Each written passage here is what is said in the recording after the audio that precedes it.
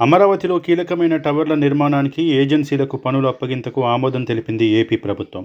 రాజధాని అమరావతిలో జీఏడీ టవర్తో పాటు టవర్లు 1, 2, 3, 4ల నిర్మాణానికి టెండర్ల ప్రక్రియ పూర్తయింది. టెండర్లలో L1గా నిలిచిన సంస్థలకు లెటర్ ఆఫ్ అగ్రిమెంట్ ఇచ్చేందుకు అథారిటీ ఆమోదం తెలిపింది.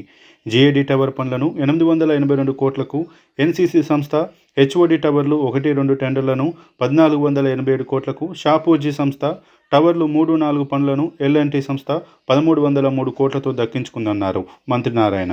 మొత్తం 3673.44 కోట్లతో ఆ టవర్ల నిర్మాణ పనులను కూడా త్వరలో ఆయా కంపెనీలు ప్రారంభిస్తాయని మంత్రి తెలిపారు.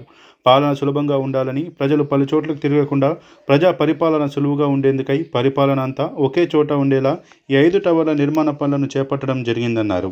2014-19 మధ్య కాలంలో రూపొందించిన డిజైన్ల ప్రకారమే ఈ టవర్ల నిర్మాణాల పనులు కొనసాగుతాయని మంత్రి నారాయణ స్పష్టం చేశారు. రానున్న 3 సంవత్సరాల్లో అమరావతి కోర్ క్యాపిటల్ ప్రాంతంలోని అన్ని నిర్మాణ పనులను పూర్తి చేయడం జరుగుతుందని, 2వ దశ ల్యాండ్ పూలింగ్ కూడా పూర్తి చేసి అభివృద్ధి పరచడం జరుగుతుందని మంత్రి తెలిపారు. అమరావతి నిర్మాణంలో టెండర్ల ధరలు పెంచారని, ప్రతిపక్ష వైసీపీ అనవసర ఆరోపణలు చేస్తున్నారని మంత్రి ఆగ్రహం వ్యక్తం చేశారు. 22 మంది చీఫ్ ఇంజనీర్ల కమిటీ నిర్ణయం మేరకే ధరలు ఖరారు చేశామని స్పష్టం చేశారు. అమరావతి అభివృద్ధి చేసేందుకు సింగపూర్ ప్రభుత్వం గతంలో ముందుకొచ్చిందని అన్నారు. అయితే తమ తప్పు లేకుండా గత ప్రభుత్వం అనేక ఇబ్బందులు పెట్టిందని సింగపూర్ అధికారులు చెబుతున్నారని మంత్రి నారాయణ చెప్పారు.